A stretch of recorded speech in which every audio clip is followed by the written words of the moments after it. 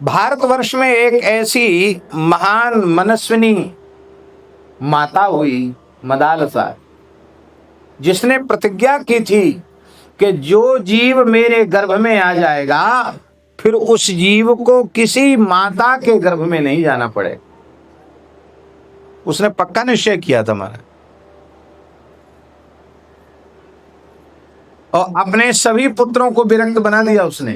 4 पुत्र हुए थे, चारों को विरक्त बना दिया, और 5 में अलर्क थे, उनको भी वही सिखाने पढ़ाने में लग गई। शुद्धोसी बुद्धोसी निरंजनोसी संसार माया परिवर्तितोसी पंचात्मकम देहमिदम न तेस्ति नैवास तुम रोदसी कस्य हेतो।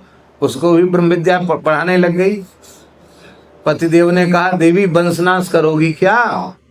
अरे हम राजा हैं, उत्तराधिकारी तो छोड़ो।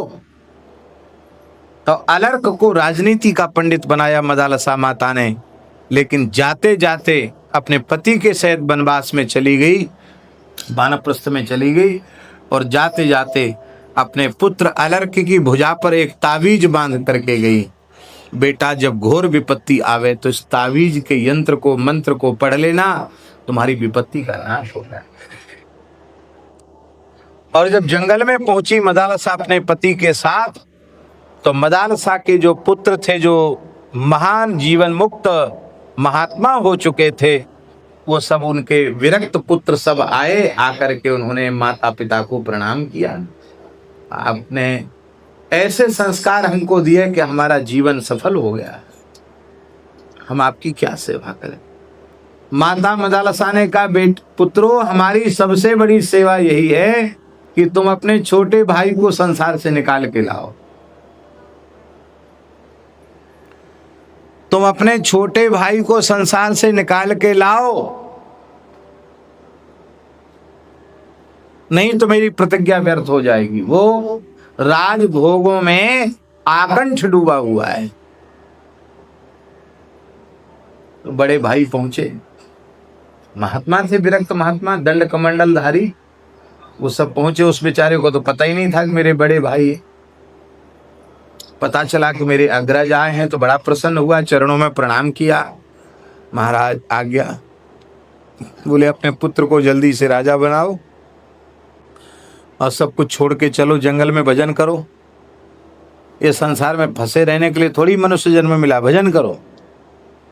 बोला, महाराज, हमारी भोगों से अनासक्ति नहीं हुई है, हम परिवार और महल मकान नहीं छोड़ सकते हम।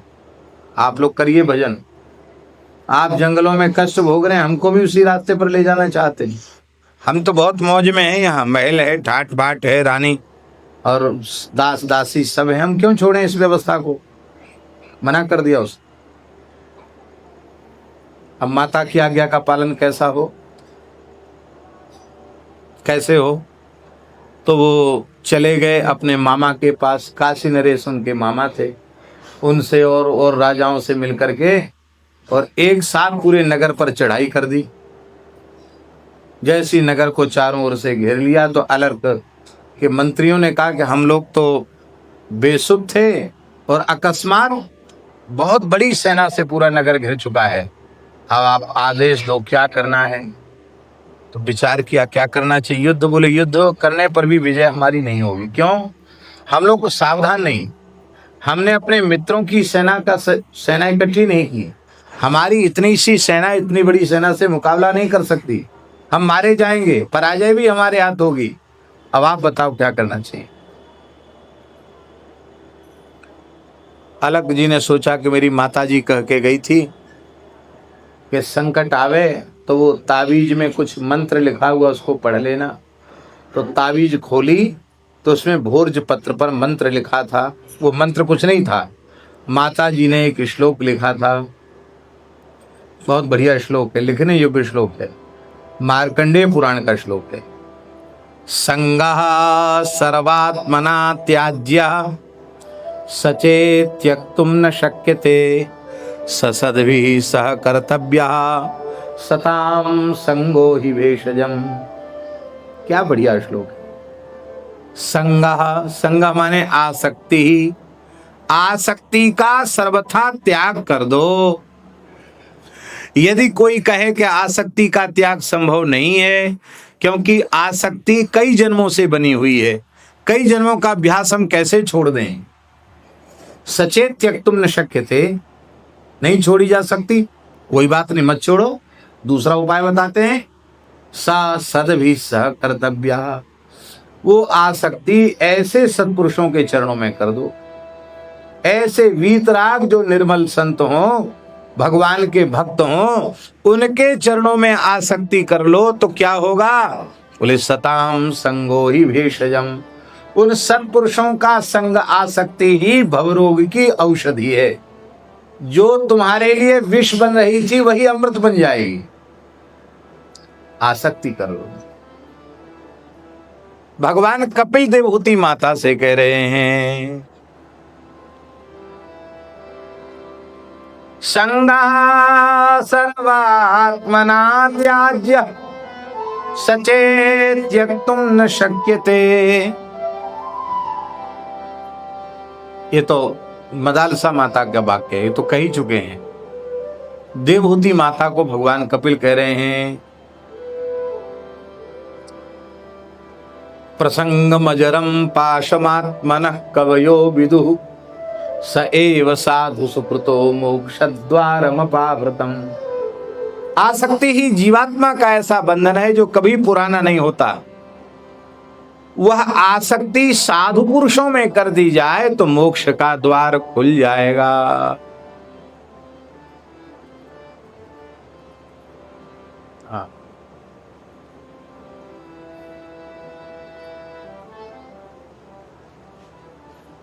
जिसके प्रति आसक्ति हो जाती ना, उसके बिना व्यक्ति कहता हम जी नहीं पाएंगे उनके बिना। ऐसी आसक्ति यदि भगवान के भक्तों में हो जाए, संतों में हो जाए तो मोक्ष का द्वार खुल जाए। मोक्ष द्वारमपावृतम, मोक्ष का द्वार खुल जाएगा।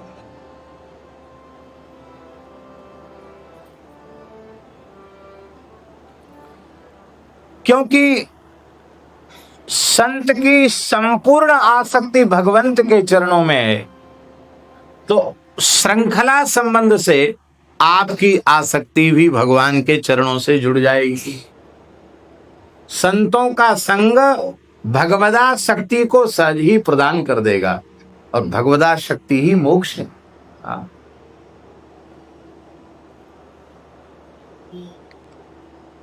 तो आसक्ति का त्याग करना पड़ेगा। आसक्ति नहीं छोड़ सकते तो भगवान के भक्तों में आसक्ति करो, संसार से व्यवहार करो, संतों में आसक्ति करो। सो आचरण विशार सोच तज, जो हरि तुम कह भावत, सकल संग तज भजत जाह मुनि, जप तप जाग बनावत। आसक्ति रहित होकर के मननशील महात्मा भगवान का भजन करते हैं। यहां आसक्ति रहित का अन्वय सबके साथ, आसक्ति रहित होकर जप करते हैं, आसक्ति रहित होकर के तप करते हैं, आसक्ति रहित होकर के यज्ञ करते हैं। ये सारे साधन आसक्ति शून्य होकर के महात्मा लोग करते हैं। इसलिए करते हैं, आपको प्रसन्न करने के लिए करते हैं। और मैं आसक्ति शरीर में कर रहा हूं, मैं आसक्ति संसार में कर रहा हूं, मैं आसक्ति देह के में आसक्त विषयी पुरुषों में कर रहा हूं, दुर्जनों में आसक्ति कर रहा हूं। संतों में हमारी आसक्ति नहीं है, आप में हमारी आसक्ति नहीं है। और जप भी नहीं कर रहा हूं जैसे मुझे करना चाहिए, तप भी नहीं कर रहा हूं, योग भी नहीं कर रहा हूं, यज्ञ भी नहीं कर रहा हूं, और कर रहा हूं तो आसक्ति रहित होकर के नहीं कर रहा हूं, आसक्ति सहित कर रहा हूं। महाराज जी, बड़ी ऊंची बात है। आसक्ति सहित जब किया जाएगा तो उसका फल संसार हो जाएगा, भोग हो जाएगा। अब संसार में भोगों में आसक्ति है तो मान बढ़ाई, पद प्रतिष्ठा, ऐश्वर्य की प्राप्ति के लिए भजन किया जा रहा है, तो वो भजन कहाँ जाएगा? वो भजन हमें संसार में ही फंसाएगा, वो संसार चक्र से हमको मुक्त नहीं करेगा। वो तपस्या हमें लोक की प्रसिद्धि देगा, लोक में यश देगा, और लोक मान्यता अनल सम कर तप कानन दाह। वह यज्ञ जो आसक्ति सहित किया गया है, उससे खूब नाम गान तो हो जाएगा। 108 कुंड का यज्ञ किया, 1000 कुंड का यज्ञ किया, इतने मन साकिल झोंक दिया गया, ब्राह्मणों को इतनी दक्षिणा दी गई, इतने लाख लोगों ने भोजन किया, लेकिन उससे परमार्थ की सिद्धि नहीं है, क्योंकि आसक्ति का त्याग करके नहीं किया गया। तो एक तो हमने आसक्ति नहीं छोड़ी, और दूसरी ये साधन भी हम नहीं कर रहे हैं। तो हम आपके प्रिय पात्र बने कैसे?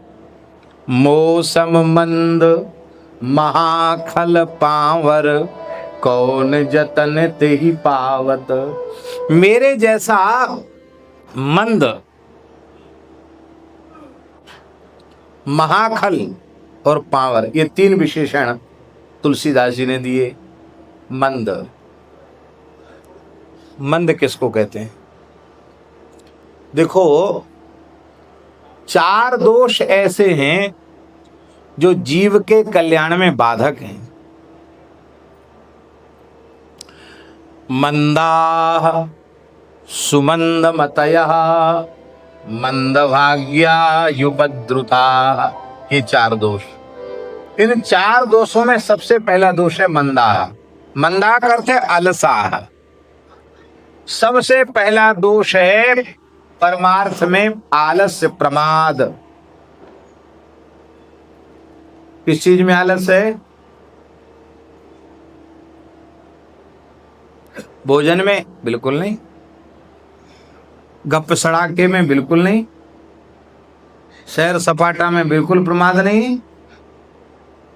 घर में छोरा छोरी का ब्याह हो तो को 2-2 3-3 रात जग जाए, कोई आलस नहीं।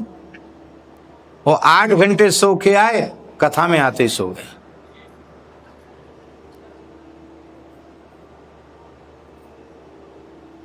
आज हम इसको बोल रहे थे बेदराम को,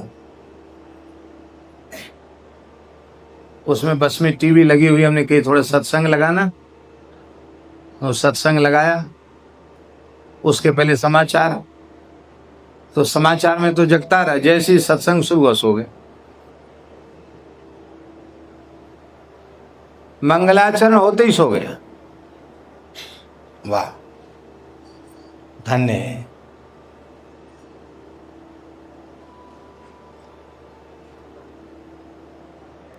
ये किसी व्यक्ति की नहीं, ये हम सब की स्थिति ऐसी। राम भजन में आलसी, भोजन में होशियार। तुलसी ऐसे जीव को बार बार कर। साधन में प्रमाद नहीं करना चाहिए। महाखल,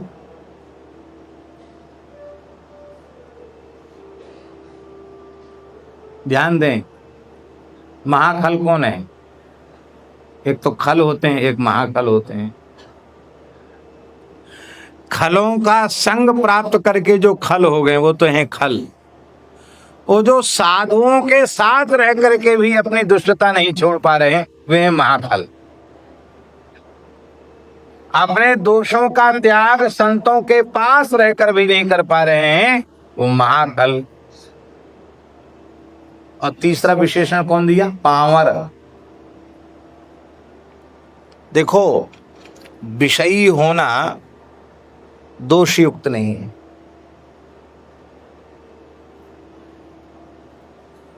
विषयी किसको कहेंगे?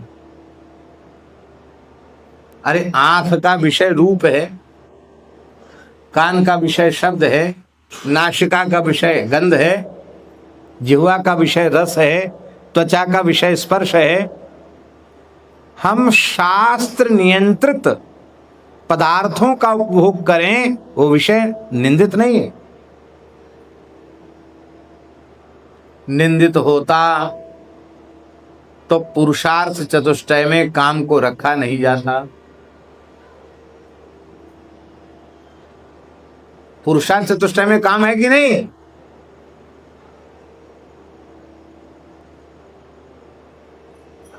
हैं? शास्त्र गीत का। हाँ, शास्त्र वेद।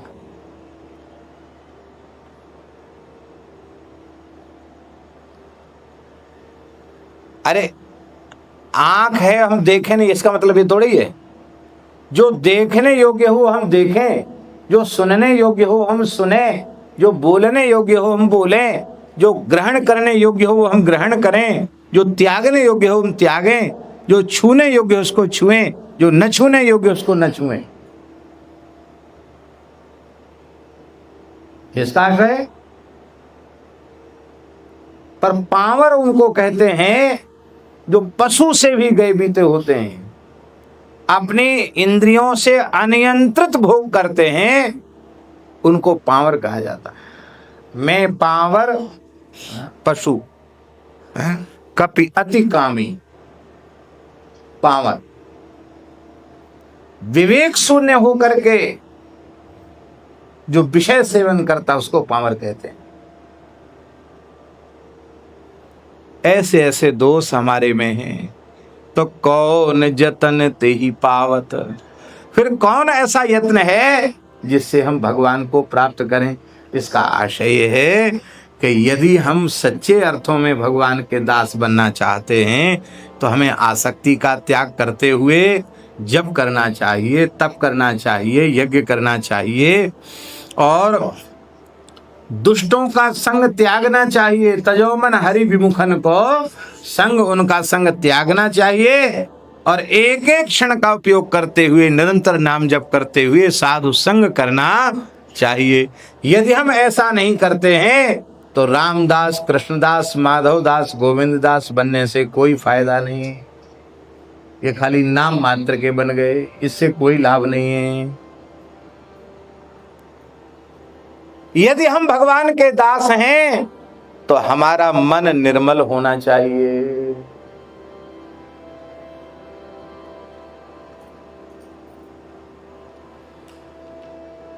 लाज ना लागत दास कहावत, लाज ना लागत दास,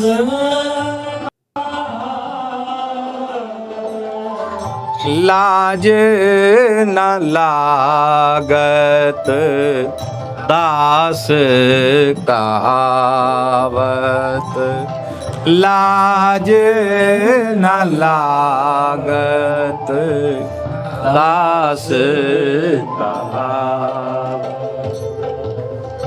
हरि निर्मल मल ग्रसित हृदय, असमंजस मोही जनावत। हरि निर्मल मल ग्रसित हृदय, असमंजस मोही जनावत। जेहि सर काक कंक बक सूकर, जेहि सर काक कंक बक सूकर, क्यों मराल तहाँ आवत, क्यों मराल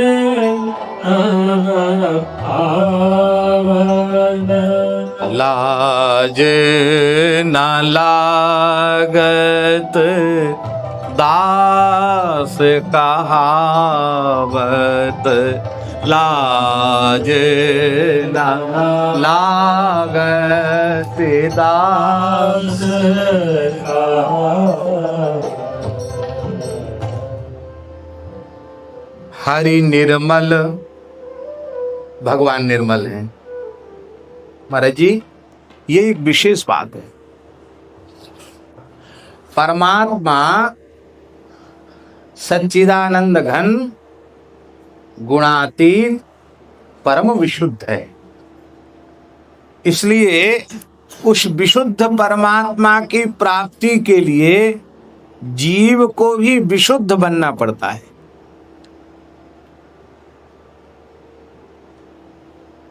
ध्यान में ही बात, अशुद्ध जीव को विशुद्ध परमात्मा की प्राप्ति कैसे होगी? अशुद्ध जीव को विशुद्ध परमात्मा की प्राप्ति कैसे होगी? परमात्मा विशुद्ध है तो जीव को भी विशुद्ध बनना पड़ेगा। हरि निर्मल, भगवान तो स्वभाव से ही निर्मल है। उनकी प्राप्ति के लिए जीव को भी निर्मल होना पड़ेगा। लोक में यह बात बिल्कुल तर्क संगत है, प्रसिद्ध है कि जो जैसा होता है उसको अपनी ही प्रकृति के लोग अच्छे लगते हैं।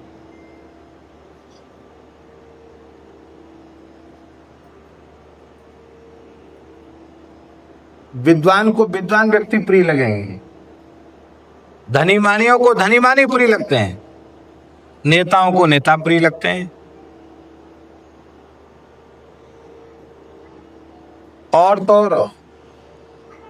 तो व्यसन करने वाले भांग, अफीम, चरस, गांजा, चिलम, ये सब पीने वालों को वही अच्छे लगते हैं। हमारे यहाँ कहते हैं दम भाई, निज भाई और सब घसड़ पसड़। दम भाई, निज भाई, खास गुरु भाई है वो दम भाई, और सब घसड़ पसड़।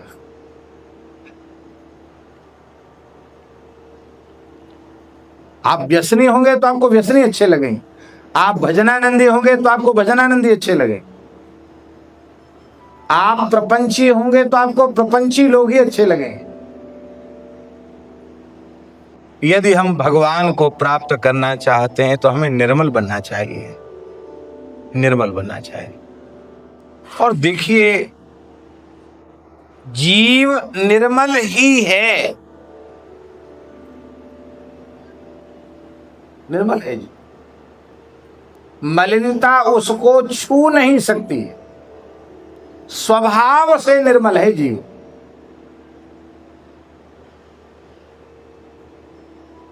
क्यों? क्योंकि यह जीव भगवान का अंश है। अंश में अंशी के गुण होते हैं, भगवान के सभी गुण जीव में विद्यमान है। ईश्वर अंश जीव अविनाशी, ईश्वर अंश जीव अविनाशी, चेतन अमल सहज सुख राशि, चेतन अमल सहज सुख राशि। ईश्वर का अंश है, अंश में अंशी के गुण होते हैं। ये अविनाशी का अंश है, इसलिए अविनाशी है।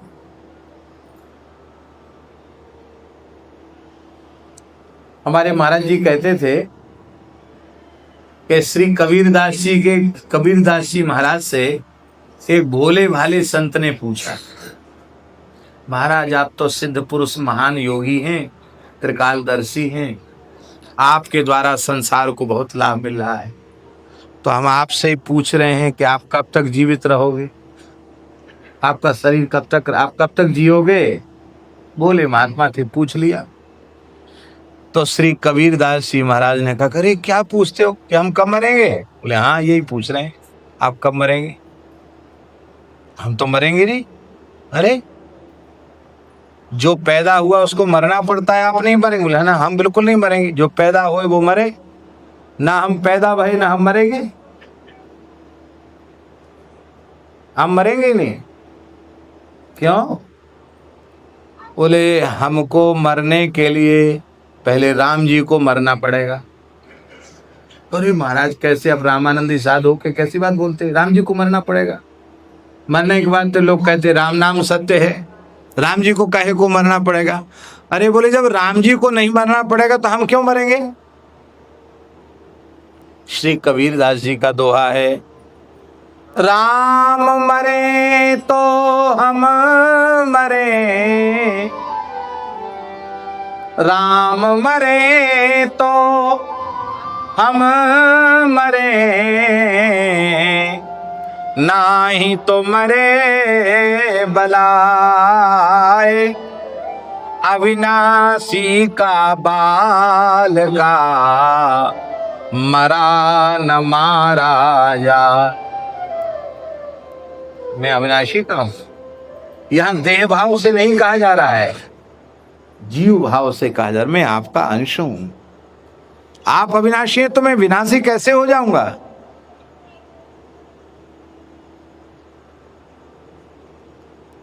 चेतन, भगवान चेतन है, चित घन है, ज्ञान स्वरूप है, और ज्ञान स्वरूप भगवान का अंश जीव है। भगवान जीव को भी कभी अज्ञान नहीं हुआ। ज्ञान होता है क्या? ज्ञान होता है, ज्ञान होता नहीं, ज्ञान तो है, क्योंकि आत्मा ज्ञान स्वरूप ही है। गीता जी में इसी को भगवान ने अपने शब्दों में कहा, अज्ञानेना व्रतम ज्ञानम तेन मुह्यन्ति जन्तवः। अज्ञान ने ज्ञान को ढक रखा है। आप सत्संग के द्वारा, शास्त्र चिंतन के द्वारा, भजन साधन के द्वारा उस अज्ञान के आवरण को हटा देते हैं। आवरण हटते ही ज्ञान तो है ही है, ज्ञान तो नित्य, ज्ञान स्वरूप जीव है।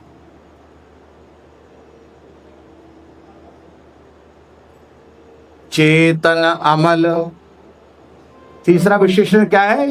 अमल। अमल माने विकार रहित है। और कैसा है? चेतन अमल सहज सुख राशि, सहज सुख की राशि।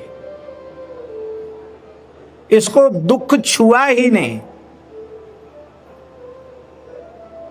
दुख छू नहीं सकता। आनंद सिंधु मध्य तव वासा, विनय पत्रिका में, बिनु जाने कत मरसी पियासा। आनंद के समुद्र में है, फिर जानता नहीं, इसलिए प्यासा प्यासा चिल्ला रहा है। आप लोग कहेंगे अंश में अंशी के गुण होते हैं, और ये सब गुण जीव में है, पर हमारे अनुभव में तो आ नहीं रहे। अविनाशी का अंश होने के बाद भी हम जन्म मृत्यु रूप विनाश के चक्र में पड़े हैं। चेतन भगवान का अंश होने के बाद भी अपने स्वरूप को भूले हुए हैं। निर्मल भगवान का अंश होने के बाद भी हम विकार ग्रसित हो रहे हैं। और सहज सुखरूप भगवान का, सुख सिंधु भगवान का अंश होने के बाद भी दुख रहित नहीं हो पा रहे हैं। तो ये सारे दोष किसके हैं? जीवात्मा के तो दोष है नहीं, ना परमात्मा के हैं। ये सारे के सारे दोष प्रकृति के हैं, देहादि प्रकृति के हैं। हमने शरीर को मान लिया मैं, और शरीर से संबद्ध संसार को मान लिया मेरा। तो उत्पन्न होना, नष्ट होना, विनष्ट होना, ये शरीर का, संसार का धर्म है।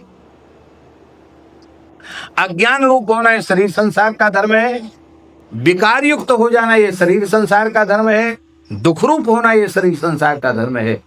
जिस क्षण हम ये स्वीकार कर लेंगे मैं केवल भगवान का हूं और केवल एकमात्र भगवान ही मेरे हैं, ये बात जिस दिन हृदय से हम स्वीकार कर लेंगे, उस दिन हम अपने स्वरूप में स्थित होकर के धन्य हो जाएगा। तब ये शरीर संसार किस लिए है? शरीर संसार भगवान की सेवा के लिए। शरीर संसार भगवान की उपासना की सामग्री है। ये जिसकी वस्तु है उसकी सेवा में लगा दो, काम बन जाएगा।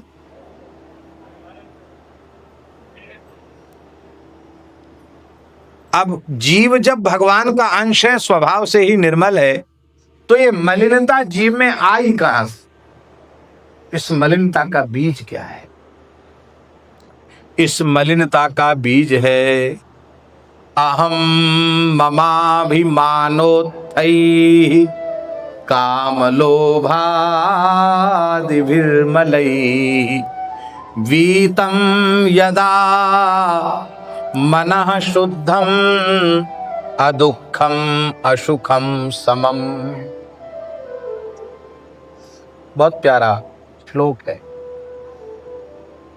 मैं और मेरेपन के अभिमान से मुक्त जब जीव हो जाता है, तब उसके काम लोभ आदि मल अपने आप निवृत्त हो जाते, शुद्ध हो जाता है। फिर अदुःखम, दुख रहित हो जाता है। असुखम, लौकिक सुख भी सुख नहीं रह जाता, दुख भी दुख नहीं रह जाता। समम, समता आ जाती।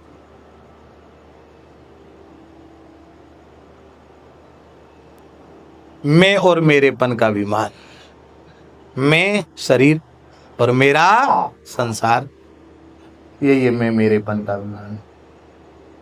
और ये ठीक कैसे होगा महाराज? ये ठीक होगा जब यह समझ में आएगा, यह अभिमान जाए जानी भोरे, अभिमान जाई जाए भोरे। मैं सेवक रघुपति पति मोरे, मैं सेवक रघुपति पति मोरे। अब सेवक कह लो चाहे दास कह लो, एक ही बात है। और ये भाव कैसे दृढ़ होगा? ये भाव बिना सत्संग के सुदृढ़ होने वाला नहीं है। बिना कथा कीर्तन के ये भाव सुदृढ़ होने वाला नहीं कि मैं भगवान का हूं और भगवान। सारे साधन अंतःकरण की शुद्धि के लिए। गंगा स्नान अंतःकरण की शुद्धि का साधन है। तीर्थ यात्रा, उपवास, व्रत, दान, पुण्य सब अंतःकरण की शुद्धि के साधन है। पर ये सारे साधन अंतःकरण शुद्धि के अवश्य हैं, पर इनका कर्ता जीव बना रहता है। तो जीव की सामर्थ्य अत्यंत अल्प है, किंतु जब वह कथा श्रवण करने के लिए बैठता है, भागवत चरित्र सुनने के लिए बैठता है, तो उस समय उसकी चित्त की शुद्धि के कर्ता भगवान होते हैं। भगवान की शक्ति तो अनंत है, जीव की शक्ति अल्प है, भगवान की शक्ति अनंत है। इसलिए सत्संग से जैसी अंतःकरण की शुद्धि होती है, वैसी अंतःकरण की शुद्धि किसी साधन से नहीं। इसलिए लाख करोड़ काम छोड़कर सत्संग करना चाहिए। सबसे तेज साधन है, सबसे ऊंचा साधन है सत्संग। अच्छा एक बात बताएं महाराज जी, भगवान शिव की आह्लादनी शक्ति है सती। शिव से भिन्न नहीं, शिव से अभिन्न है।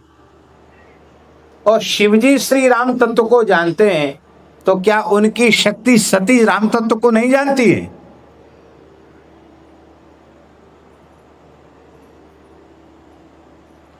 फिर ये नाटक क्यों कि वो कैसे तो दशरथ नंदन है, ये कैसे सच्चिदानंद, आपने क्यों प्रणाम किया, ये सब शंका क्यों? ये सब नाटक हम लोगों को सिखाने के लिए दिखाया जा रहा है। वो तो जानती हैं राम जी क्या है। सती जी ने यह दिखा दिया, मैं भगवान शिव की अर्धांगिनी हूं, किंतु हमने सत्संग श्रद्धा पूर्वक नहीं किया। अगस्त्य जी कथा सुना रहे हैं,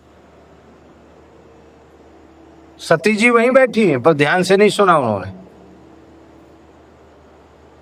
सत्संग की हरि कथा की उपेक्षा करने का परिणाम कि श्री राम का प्रत्यक्ष दर्शन होने पर भी संदेह।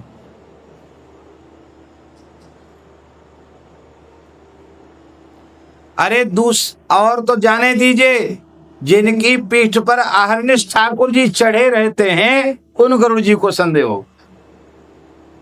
मायापति जिनकी पीठ पर बैठे हैं उनको संदेह हो गया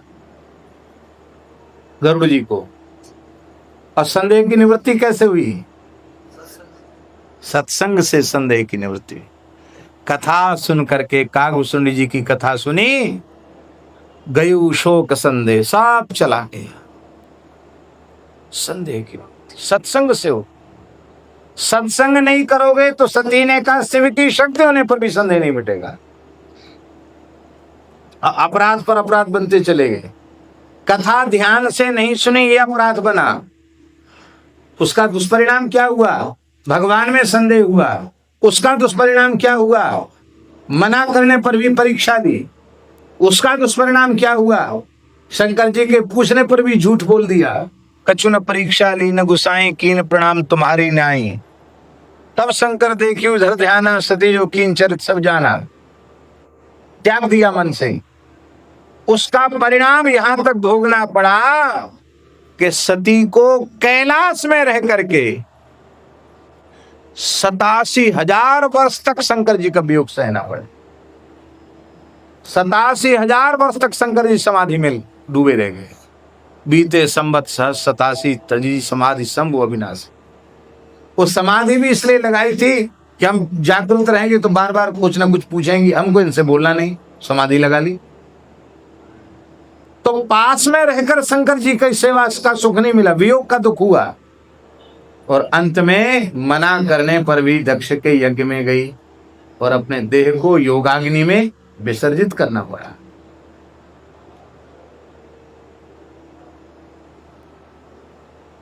और जब पार्वती रूप में कथा का अभिनंदन किया तो आज तक यश्यांके च विभाति भूधर सुता देवा पगा मस्तके। यश्यांके,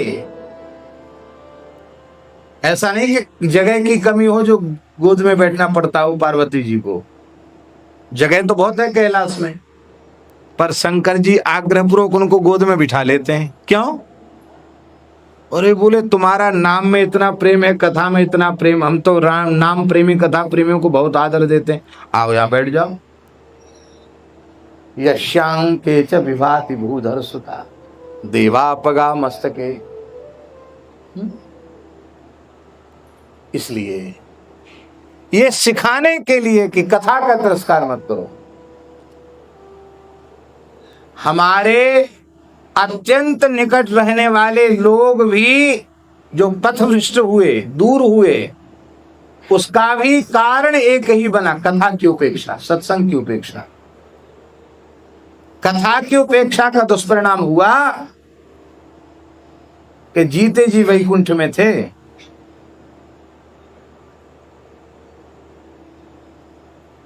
जीते जी वैकुंठ में थे। वैकुंठ और है क्या? अरे संतों का संग वैकुंठ से बढ़कर है। राम बुलावा भेजिया दिया कबीरा रोए, जो सुख यहां सत्संग में सो वैकुंठ न होए। इसलिए हम बार बार हाथ जोड़ के प्रार्थना करते हैं, लाख करो काम करो, किसी भी काम में प्रमाद हो जाएगा चलेगा, पर सत्संग में प्रमाद मत करो। ईमानदारी से सत्संग करो, देखो कितना लाभ होता है। आप लाखों लोगों को लाभ मिल रहा है, तुमको क्यों नहीं मिलेगा? पर हम उतनी दूर से आए चल के तो तुरंत गंगा जी चले गए। और गंगा जी किनारे रहने वाले थोड़ी गंगा जी रोज जाते हैं, वो तो यहीं नल के हैंडपंप के पानी से नहा लेते हैं, रोज गंगा जी नहीं जाते। जो वस्तु अत्यंत सुलभ होती है उसकी महिमा भूल जाती है। भूलो मत महिमा।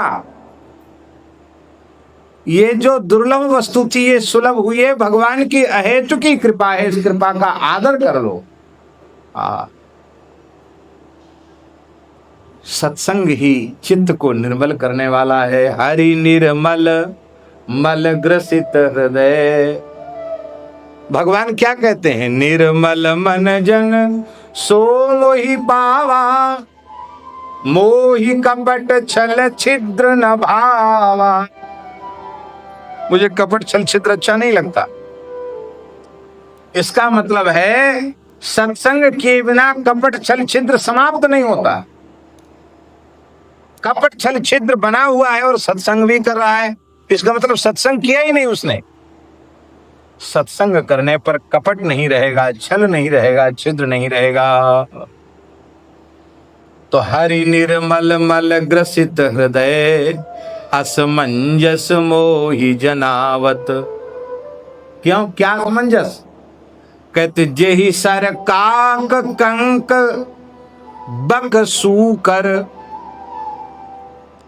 जिस सरोवर में कौए, कंक माने सफेद चील अथवा गीद, बक माने बगुला और सुअर, यही जिसमें आनंद ले रहे हैं, उस गंदली पोखरी में, कीचड़ में, दुर्गंधित, उसमें मान सरोवर में विहार करने वाले हंस क्यों आए? ये हंस कौन है?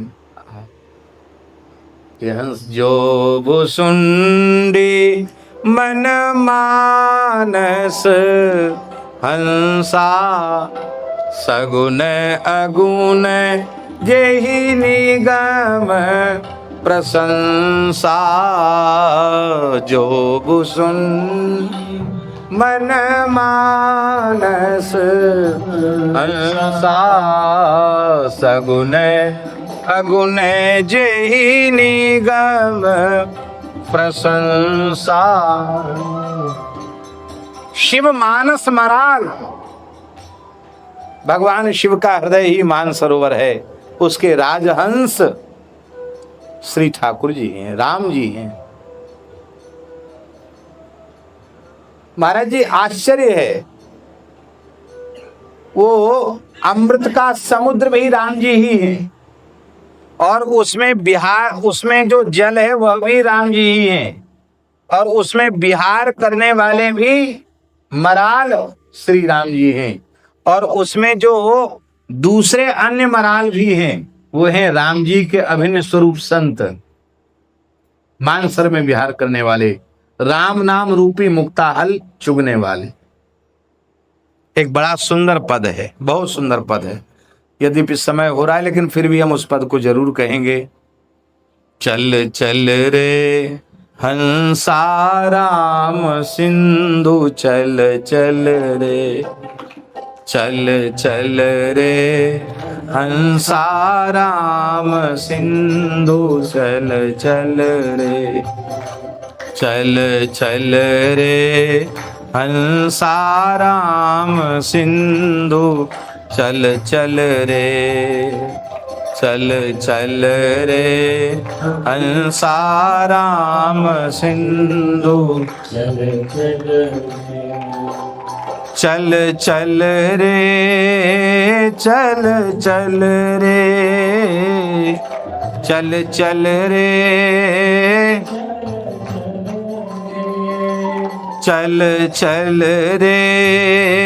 चल चल रे, चल चल रे,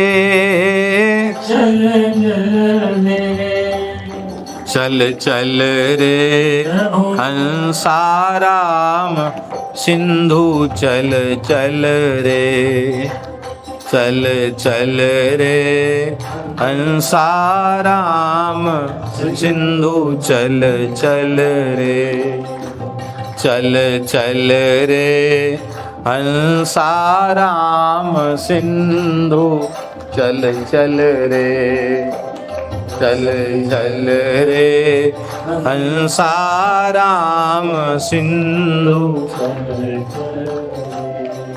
ये राम सनेही परंपरा के आचार्य श्री दरियाव जी महाराज का पद है। जहाँ निर्जल धरती बहुत दूर, जहाँ निर्जल धरती बहु,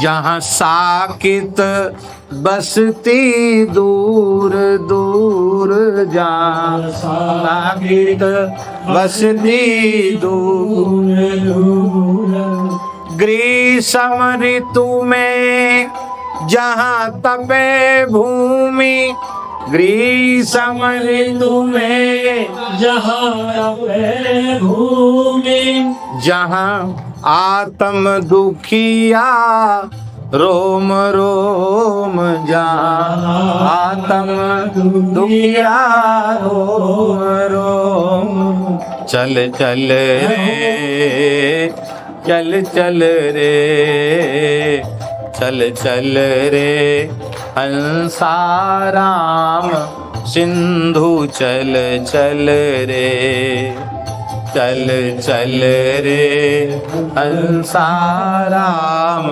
सिंधु, चल चल रे।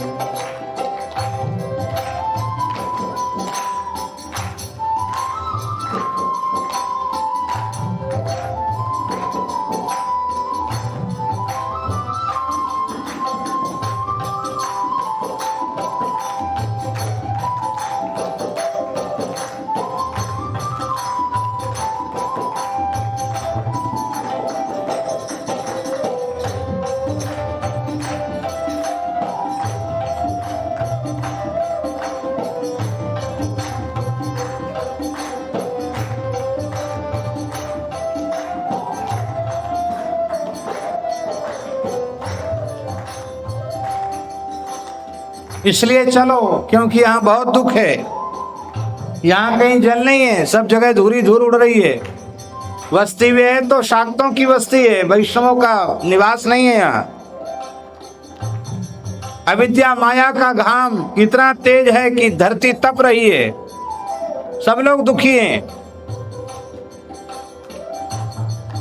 जहाँ भूख प्यास दुख सहे आन, जहाँ मुक्ता हल नहीं खान पान, जौआ नारू दुखित रोग, जहाँ में ते बानी हरस सोग, जहाँ में ते बानी हरस सोग, चल चल रे, चल चल रे, चल चल रे हंसा राम सिंधु, चल चल रे, चल चल रे हंसा राम सिंधु, चल।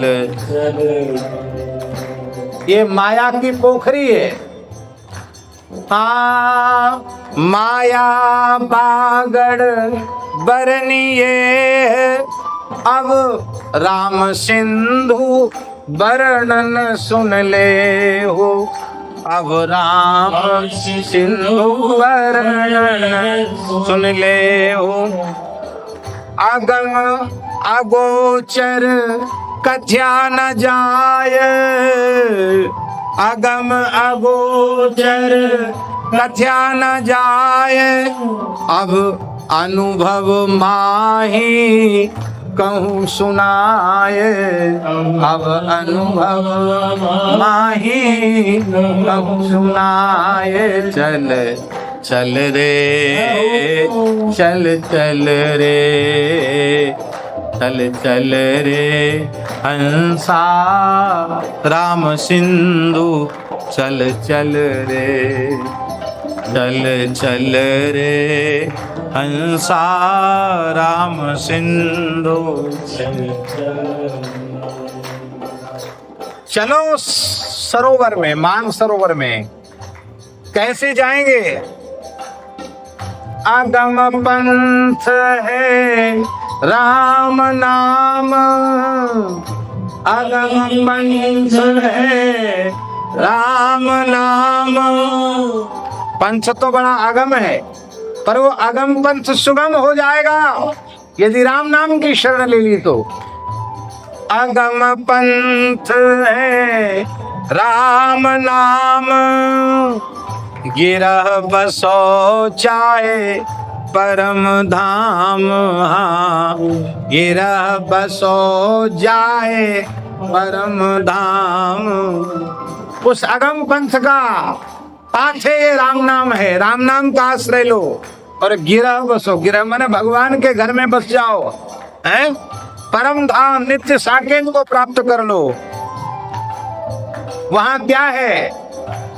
हाँ, मान सरोवर विमल नीर, जहाँ हंस समागम तीर तीर, जहाँ हंस समागम तीर तीर।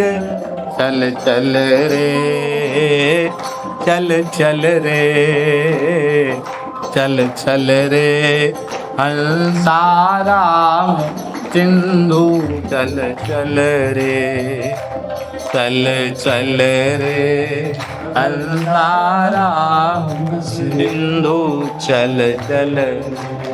हंस समागम तीर तीर, ये हंस कौन है? संत हंस गुण गहई पै परिहरि बारी विकार, ये संत ही हंस हैं।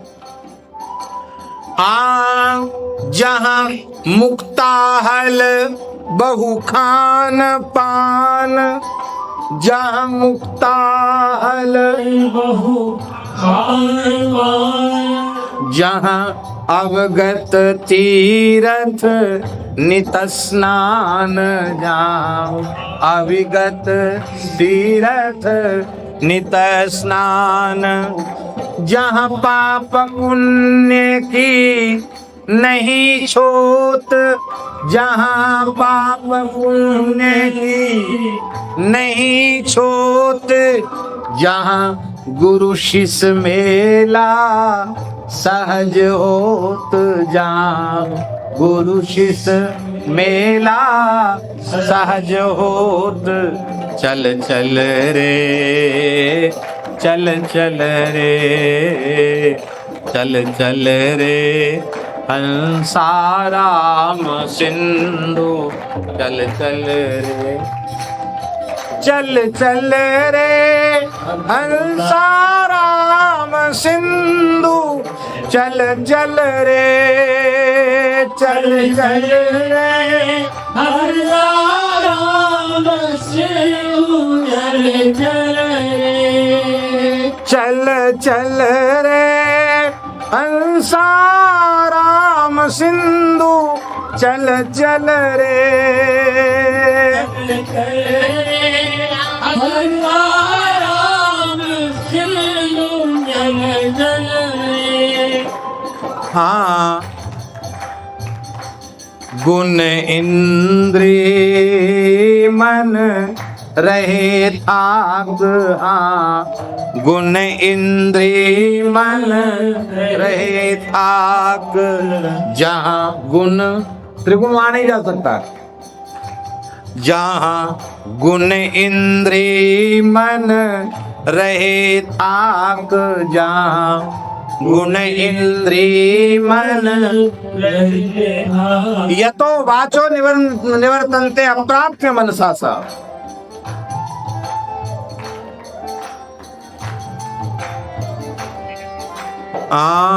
जहाँ गुण इंद्रिय मन रहे थाक, जहाँ पहुँच ना सकते वेद वाक, जहाँ पहुँच ना सकते वेद वाक। क्यों? क्योंकि त्रैगुण्य विषया वेदा निस्त्रैगुण्यो भवार्जुन, जहाँ पहुँच ना सकते वेद वाक, जहाँ पहुँच ना सकते वेद वाक। है वो कौन सी जगह?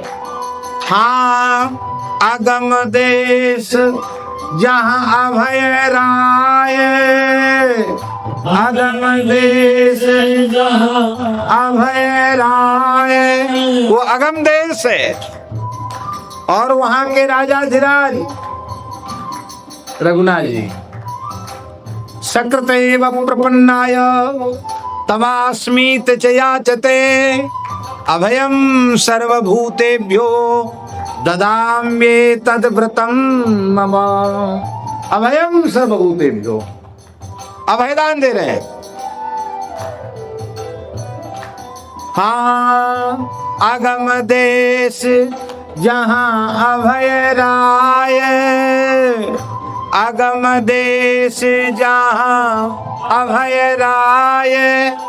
जन दरिया सूरत अकेली जाए, जन दरिया सूरत अकेली जाए। चल चल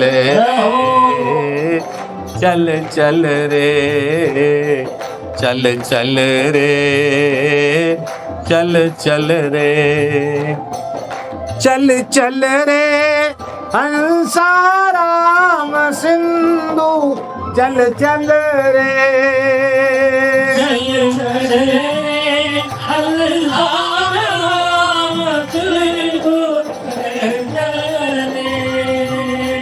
चल चल रे हंसाराम सिंधु, चल चल रे, चल चल रे हंसाराम सिंधु, चल चल रे, चल चल।